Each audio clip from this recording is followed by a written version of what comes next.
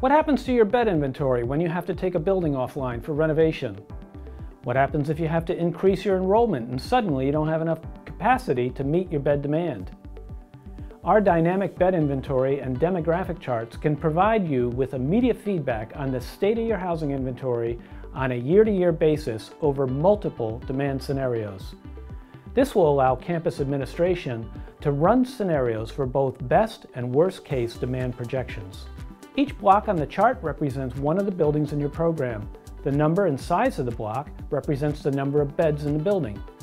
These bed counts can be adjusted from year to year to account for any bed reductions, additions, or buildings coming offline for renovation.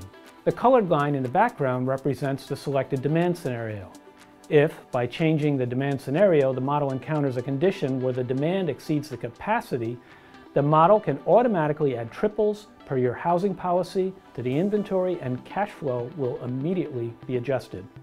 The interactive feedback from these charts will allow the campus administration to make more informed decisions on the proposed projects and schedules and adjust them as necessary due to changing demands. Build a campus where your students truly thrive. We are Trudeau Associates, combining student living expertise with powerful data-driven models.